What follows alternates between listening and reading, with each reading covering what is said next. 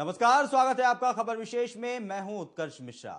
BJP के बाद अब कांग्रेस ने भी 2014 के लोकसभा चुनावों के लिए अपने सेनापति का चयन कर लिया है और सेनापति पर ही जिम्मेदारी है लोकसभा के चुनावों में जीत दिलाने की। और इसी के साथ 2014 के लोकसभा चुनावों के महासंग्राम का शंखनाद हो गया है और इसी पर आधारित है हमारा आज का खबर विशेष।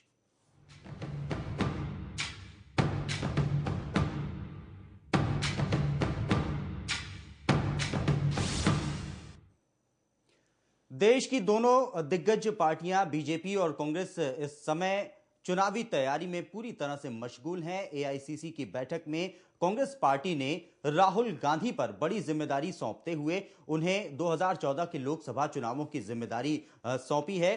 साथ ही बैठक के दौरान कई अन्य मुद्दों पर भी चर्चा की गई। लोगों ने अपनी प्रतिक्रियाएं दी। पार्टी अध्यक्ष से लेकर के प्रधानमंत्री और राहुल गांधी सभी ने अपनी प्रतिक्रियाएं दी, अपने विचार रखे, कार्यकर्ताओं में जोश भरने की कोशिश की गई। साथ ही साथ उधर बीजेपी की भी बैठक चल रही है जिसमें आला नेता मंथन कर रहे हैं अपनी भावी रणनीतियों पर। घर घर तक कैसे मोदी की लहर को पहुंचाएं और बीजेपी को जीत दिलाएं, इसकी रणनीति तैयार की जा रही है।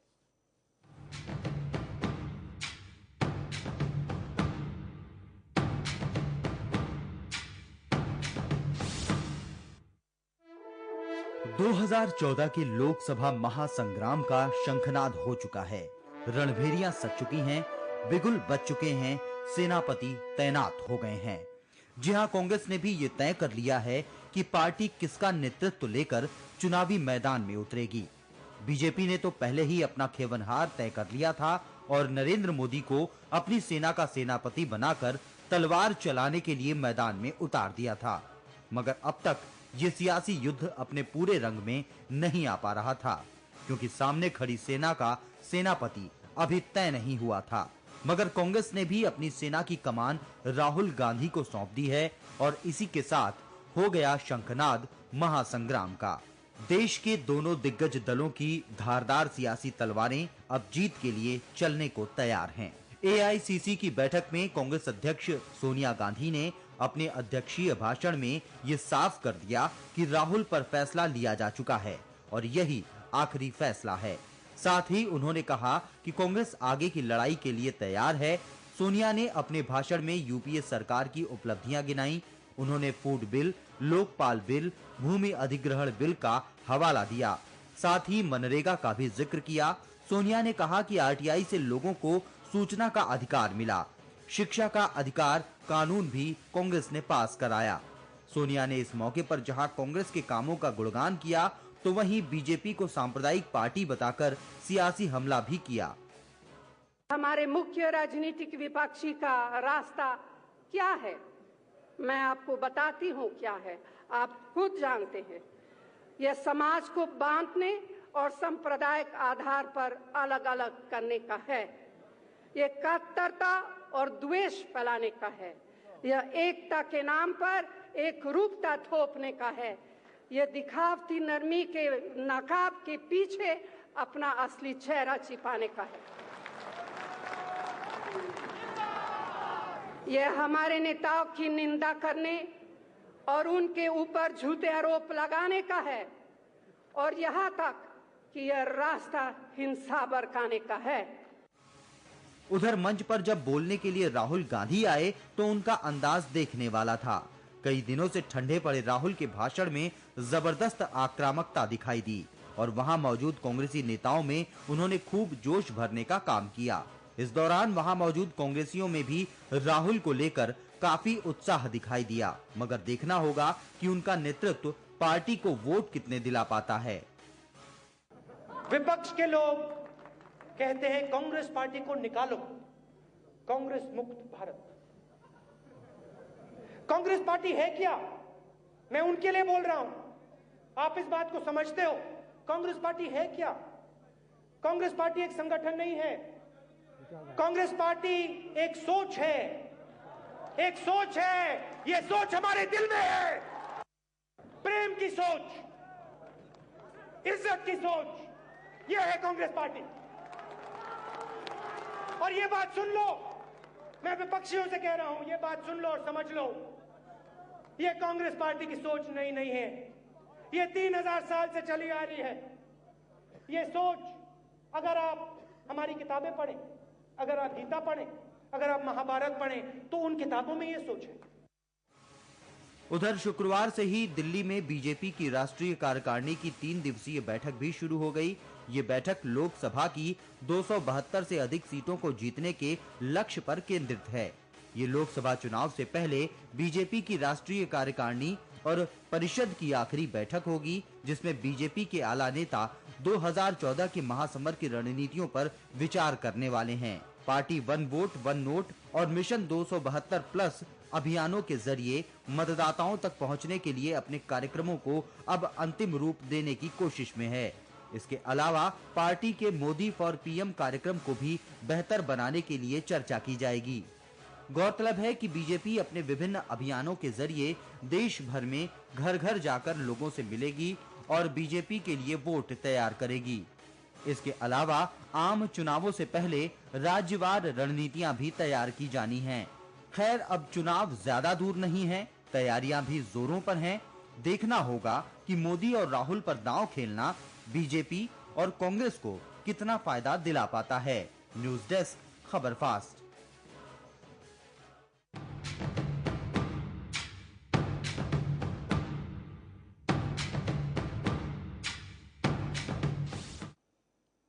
तो बीजेपी और कांग्रेस दोनों ही दलों ने अपनी चुनावी तैयारियां तेज कर दी हैं और अब बड़े अहम फैसले लेने का वक्त भी इन दोनों ही दलों के सामने है। हमारे साथ चर्चा के लिए आज मौजूद हैं कांग्रेस के वरिष्ठ नेता कृष्णमूर्ति हुड्डा साहब और साथ ही साथ बीजेपी से वरिष्ठ नेता प्रदीप जैन साहब। आप दोनों लोगों का बहुत बहुत स्वागत है हमारे साथ।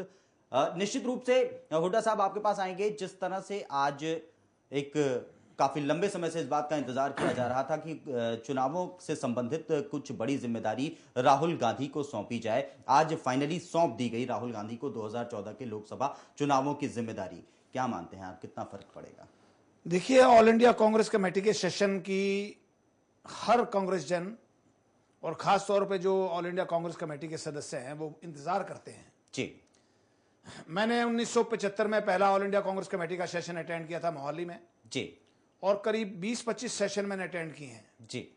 इस सेशन के बाद कांग्रेस जनों में बड़ा जोश आ जाता है जी। और निश्चित तौर पे ऐसे हालात में जब चुनाव सर पे हों, उन हालात में अगर ये सेशन हुआ है और जिस प्रकार से सोनिया जी ने और राहुल गांधी ने अपने भाषण पूरे जोश खरोश के साथ दिए जी, उससे निश्चित तौर पे कार्यकर्ताओं में जोश है जी। और न केवल एआईसीसी के सदस्यों ने, जिन लोगों ने टेलीविजन पे भी देखा है कार्यकर्ताओं ने, जो करोड़ों कार्यकर्ताओं कांग्रेस से जुड़े हुए हैं, उनके अंदर भी एक नई उम्मीद और एक नया जोश भरने का काम किया इस सेशन में।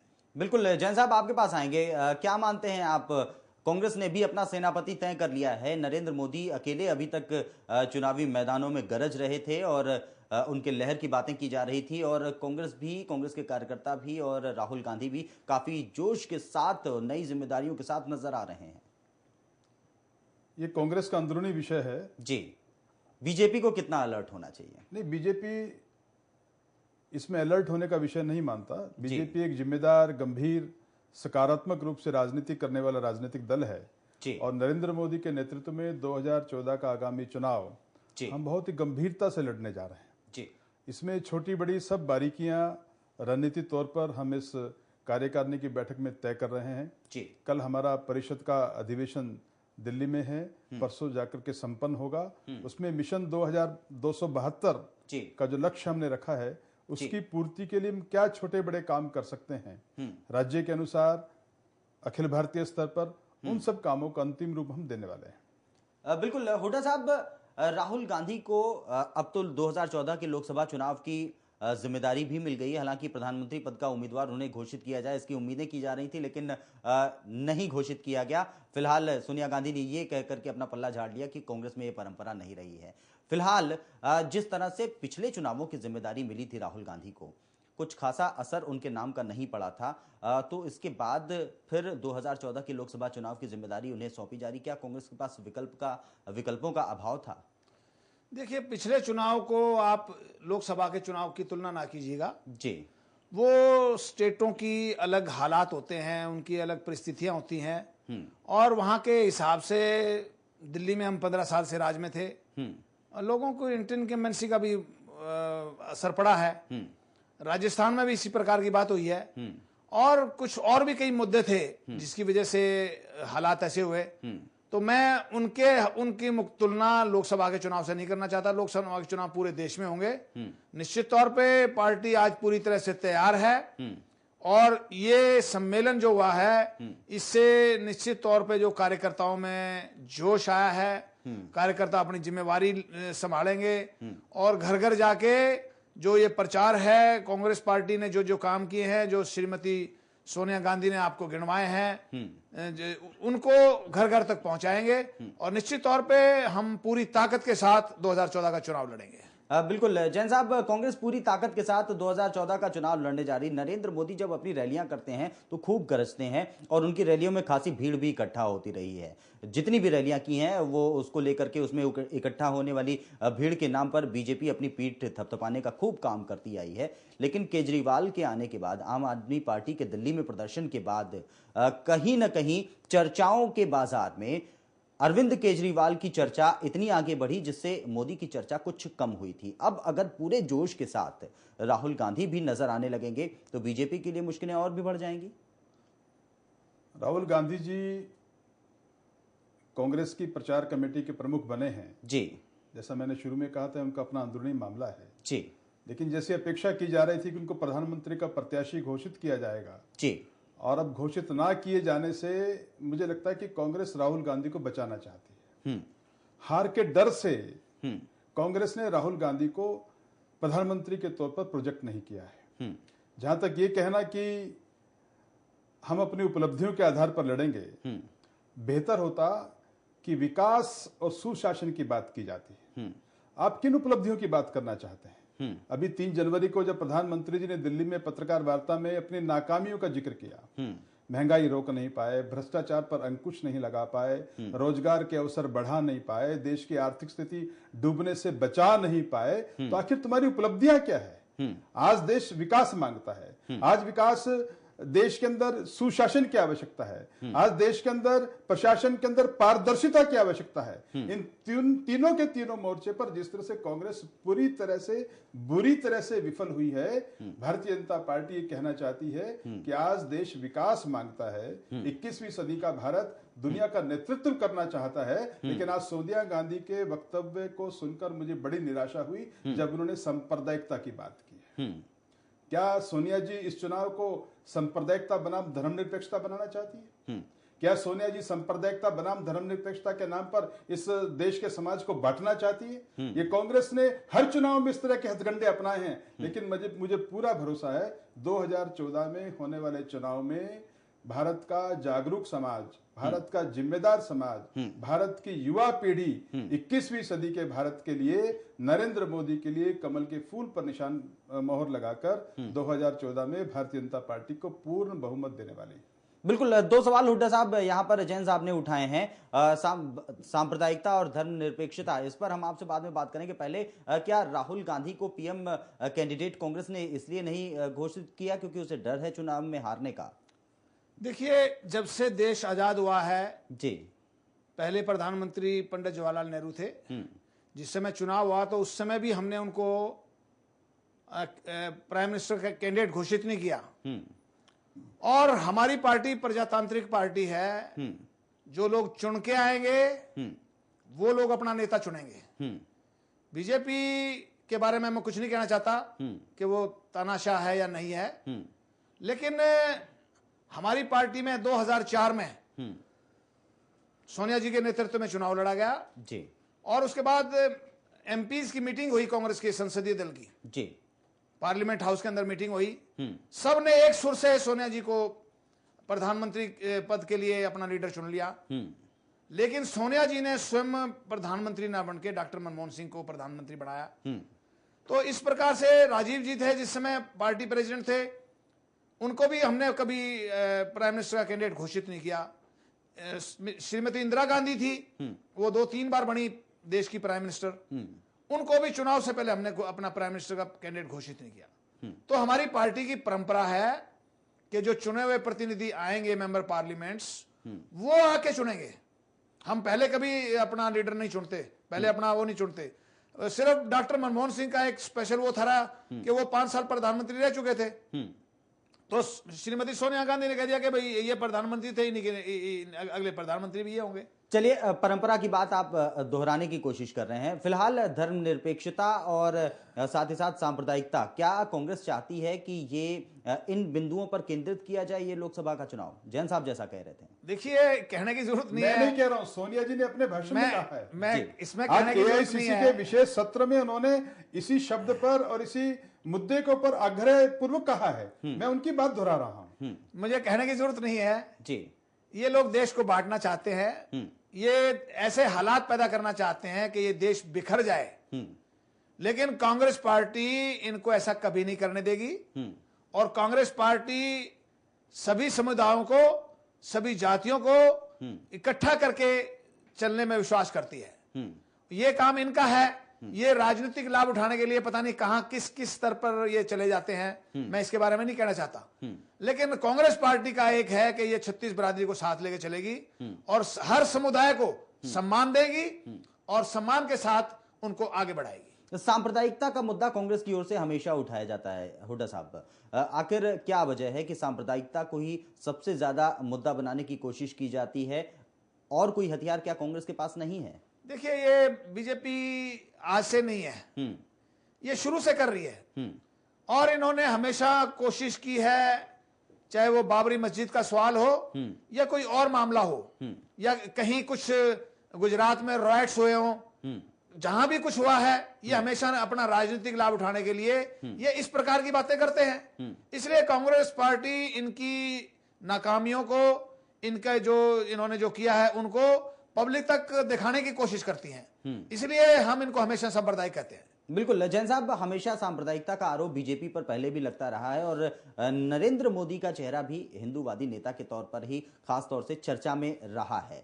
इन सब के बीच आप क्या मानते हैं कि जो जनता में संदेश है, फिलहाल जिस कथित लहर की बात बीजेपी की ओर से की जाती नरेंद्र मोदी के नाम की, क्या वो नरेंद्र मोदी के नाम की लहर है, हिंदुत्व के नाम की लहर है? बीजेपी क्या चाहती है, क्या समझती है, महसूस करती है? नरेंद्र मोदी की लहर विकासपरक राजनीति की लहर है। नरेंद्र मोदी की लहर राष्ट्रवाद पर आधारित राजनीति की लहर है। नरेंद्र मोदी की लहर पंथ निरपेक्ष राजनीति की लहर है। नरेंद्र मोदी की लहर मैं मानता हूं कि राष्ट्र विरोधियों के खिलाफ एक लहर है जी। अब इसको ये सांप्रदायिकता का रंग दें, उसको दंगों का रंग दें, उसको 2002 के दंगे याद दिलाए जाएं। लेकिन मैं एक बताना चाहता हूं, बल्कि मैं अपने श्रोताओं से भी और दर्शकों से एक सवाल पूछना चाहूंगा। 1947 से लेकर 2002 तक गुजरात में 1364 दंगे हुए, उसमें लगभग 98,000 लोग मारे गए। उसका हिसाब कौन देगा? लेकिन 2002 के दंगों के बाद से लेकर आज हम 2014 में बैठे हैं, गुजरात की धरती पर एक भी दंगा नहीं हुआ। क्या इस बात का श्रेय नरेंद्र मोदी और उसकी प्रशासनिक क्षमता को नहीं मिलना चाहिए? ये नरेंद्र मोदी के उन दंगों की जिक्र करके अपना मुस्लिम वोट बैंक सुरक्षित करना चाहते हैं, लेकिन अब मुजफ्फरनगर के दंगों के बाद देश में बाकी स्थानों पर जो स्थितियां बनी हैं, उन दंगों के बाद वो लोग भी समझ गए कि कांग्रेस हमें गुमराह कर रही है। हुड्डा साहब, आप पर भी सांप्रदायिकता का एक आरोप किसी इशारे से लगा दिया गया है। देखिए, हम लोग तो कभी सांप्रदायिक नहीं रहे और कांग्रेस पार्टी तो पूरी तरह से सेकुलर है और कांग्रेस पार्टी का 128 साल का इतिहास है। आप उसके 128 साल के इतिहास में देख लीजिएगा, हमारे किसी एक नेता ने ऐसी कोई बात की हो या इस प्रकार से कोई बात की हो। अब प्रदीप जैन जी पता नहीं ये कितने 98,000 लोगों की लिस्ट कहां से ले आए, ये 98,000 लोग मारे गए कहां से? मैं एक बात आप कहना चाहता हूं, मैं तो पूछना चाहता हूं, केंद्र में मुस्लिम लीग के साथ सरकार बनाना वो तो धर्मनिरपेक्षता है और विकास की बात करना वो एक सांप्रदायिकता है। और दूसरा देश का बंटवारा करवा देना, वो तो आप धर्मनिरपेक्षता मानते हैं। देश को अखंड बनाने की बात करना, उसको आप सांप्रदायिक मानते हैं। हम सबके लिए न्याय की बात करते हैं, कॉमन सिविल कोड की बात करते हैं, वो आप सांप्रदायिक कहा जाता है। ये समाजों को अलग अलग बांट के अलग अलग कानून दोनों के लिए बनाते हैं, और देश के गृह मंत्री मुसलमानों को छोड़ दिया जाए या उनके ऊपर मुकदमे दर्ज करने से पहले सावधानी बरती जाए, इस बात का बयान देते हैं और मुख्यमंत्री को पत्र लिखते हैं, फिर भी वो धर्मनिरपेक्ष हैं। वास्तविकता क्या है कि कांग्रेस भारतीय जनता पार्टी के ऊपर सांप्रदायिक होने का आरोप लगा लगा करके अपना वोट बैंक सुरक्षित रखना चाहती है, लेकिन अब वो दिन लद गए हैं। बिल्कुल, कुछ प्रतिक्रिया देंगे हुड्डा साहब? हर आदमी, देखिए, मैं नहीं कह रहा, जनता दल यूनाइटेड नीतीश कुमार जी और शरद यादव जी इनके पार्टनर रहे हैं, 15-20 साल पार्टनर रहे जी। आज नरेंद्र मोदी के मामले में वो भी क्यों पीछे हटे? क्योंकि उनको ये महसूस हुआ कि गुजरात में जो कुछ हुआ वो गलत हुआ, और अगर नरेंद्र मोदी देश के प्रधानमंत्री बन गए तो पूरे देश में अफरा तफरी मच जाएगी, और ये देश, पता नहीं इस देश का होगा क्या। इसलिए उन्होंने अपने आप को दूर कर लिया। नवीन पटनायक इनके पार्टनर रहे 15-20 साल, वो भी आज इनसे अपना इन्होंने डिस्टेंस कर लिया, और आज इनके साथ सिर्फ 3 दल खड़े हैं। कांग्रेस पार्टी के साथ 34 दल थे यूपीए की सरकार के अंदर, और इनके साथ सिर्फ 3 दल खड़े हैं। तो इससे पे अंदाजा लगा सकते हैं कि जो कांग्रेस इनके ऊपर आरोप लगा रही है वो सच है। अगर वो सच नहीं होता तो ये लोग, इनके अपने आदमी इनको नहीं छोड़ के जाते। तो बिल्कुल, तो मैं 1 मिनट आपकी लूंगा। बिल्कुल, मैं इनकी बात को आगे बढ़ाना चाहता हूं जी, समय कम है। जैन साहब, तृणमूल कांग्रेस बिल्कुल इनके साथ थी, बिल्कुल, डीएमके इनके साथ थी, मायावती मुलायम सिंह सीबीआई की चिट्ठी लेकर कभी साथ, कभी अंदर, कभी बाहर, कभी अंदर। महाराष्ट्र की स्थितियां क्या है सबको मालूम है। शरद पवार सतारा में जाकर, पुणे में जाकर धमकी देते हैं, दिल्ली में आकर के समर्थन देते हैं, और आंध्र प्रदेश की स्थिति के बारे में सब लोग जानते हैं। आज गठबंधनों की स्थितियां जितनी खराब यूपीए के साथ है, मैं तो कई दफे कहा करता हूं कि यूपीए का अर्थ है उल्टा पुल्टा अलायंस। एक ऐसा अलायंस जो एक दूसरे के विरुद्ध चुनाव लड़ते हैं, एक दूसरे के विरुद्ध आरोप लगाते हैं, एक दूसरे के विरुद्ध जनता को आह्वान करते हैं, और चुनाव जीत करके सत्ता में आने के बाद सीबीआई से बचने के लिए ये सब, और 2014 कहा जाता है कि चोर लुटेरे भाई, मुझे शब्द नहीं बोलना, 2014 में भी सत्ता में क्षमा चाहता हूं, लेकिन वो सब लोग इकट्ठा हो जाते हैं, और उस लूट के अंदर, लूट के माल के बंटवारे में जब झगड़ा होता है, तब वो गठबंधन के दल आपस में अलग हो जाते हैं। अगर आप ये कोयले घोटाले में, आप लूट के बारे में, अगर सभी घोटालों के बारे में, लूट के माल के बंटवारे का झगड़ा हुड्डा साहब, हुआ, उस लूट के माल के बंटवारे के झगड़ा जब बंटवारा बराबर से नहीं हुआ, और आरोप के अंदर दोनों पार्टियों के साथी आपस में आरोपित नहीं हुए, अंदर नहीं गए, उन लोगों ने अपना समर्थन। हुड्डा साहब, जैन साहब, बहुत बहुत शुक्रिया कार्यक्रम में अपना वक्त देने के लिए। चूंकि समय सीमित है और कार्यक्रम समाप्ति की ओर बढ़ रहा है, हमारे साथ जुड़ने के लिए आप दोनों लोगों का बहुत बहुत शुक्रिया। निश्चित रूप से अब ये हंगामा और ज्यादा देखने को मिलेगा। बीजेपी और कांग्रेस चूंकि चुनावी तैयारियां जोरों पर हैं, और साथ ही साथ लोकसभा के चुनाव भी अब बेहद करीब आ चुके हैं। सांप्रदायिकता के मुद्दे पर बीजेपी को घेरने का हथियार कांग्रेस नहीं छोड़ने वाली है। हालांकि महंगाई और भ्रष्टाचार जैसे मुद्दे को लेकर के कांग्रेस की भी मुश्किलें कितनी ज्यादा है, कांग्रेस ये अच्छी तरह से जानती है। देखना होगा आगे आगे किस तरह से ये चुनावी माहौल, चुनावी महासंग्राम गर्म होता जाता है। इसी के साथ वक्त हो चला है आपसे इजाजत लेने का। नमस्कार।